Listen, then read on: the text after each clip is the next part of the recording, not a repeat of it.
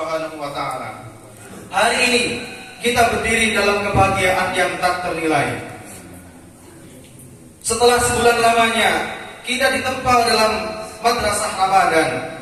Air mata taubat, lapar yang kita tahan, dan doa-doa kita yang panjatkan semoga menjadi saksi bahwa kita ingin kembali kepada Allah dalam keadaan suci sebagaimana bayi yang baru dilahirkan. Idul Fitri bukan sekedar perayaan kemenangan, tetapi momentum perenungan. Apakah kita benar-benar telah kembali?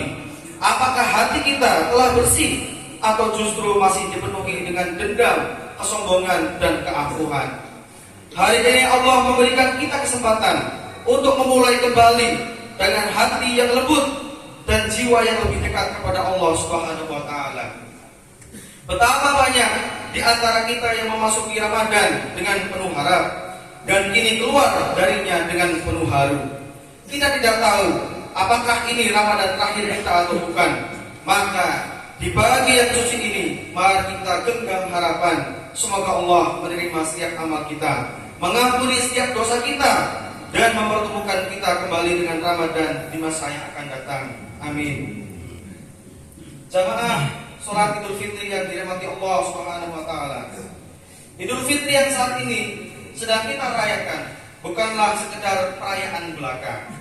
Idul Fitri adalah momentum renungan bagi kita dan menjadi penanda apakah Ramadan benar-benar berhasil mendidik spiritualitas kita atau berlalu begitu saja tanpa ada bekasnya. Selama 1 bulan penuh kita dilatih untuk menahan lapar dan dahaga.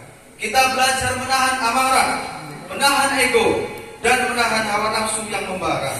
Namun sejatinya keberhasilan puasa tidak hanya terlihat dari seberapa kuat kita menahan lapar dan dahaga, namun dari seberapa besar perubahan sikap kita setelah Ramadan berlalu meninggalkan kita.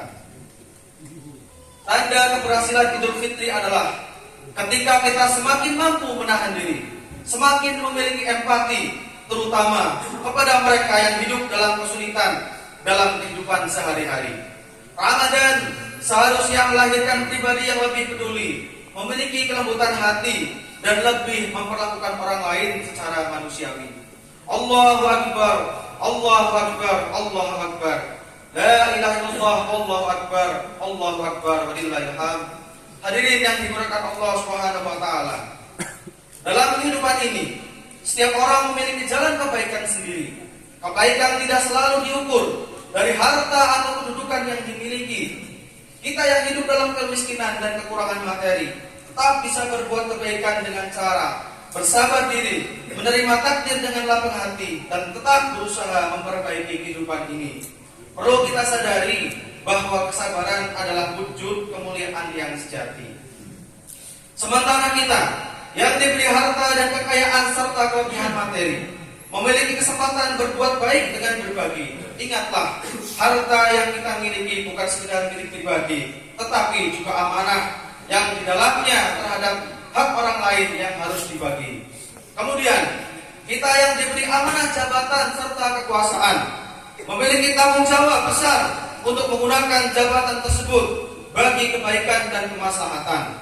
Jabatan bukanlah posisi yang harus kita bangga-banggakan. Jabatan adalah titipan yang kelak akan hilang dan dimintai pertanggungjawaban di hadapan Allah Subhanahu wa taala. Rasulullah sallallahu alaihi wasallam bersabda, "Kullukum ra'in wa kullukum mas'alun an ra'iyatihi." Artinya, ketahuilah bahwa setiap kita adalah pemimpin dan setiap kalian akan dimintai pertanggungjawaban atas yang dipimpin. Hadis riwayat Bukhari.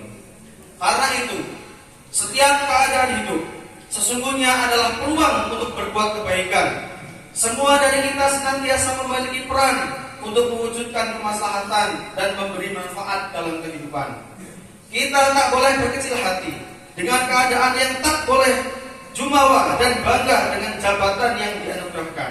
Semua itu harus dipergunakan sebagai wasilah menuju kebaikan.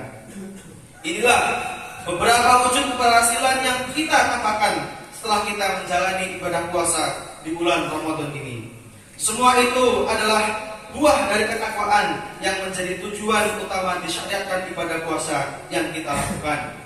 Jika kita mampu menjadi individu yang memiliki kepedulian serta mudah memaafkan, maka karakter takwa sudah tumbuh dalam diri sebagaimana disebutkan dalam Al-Quran.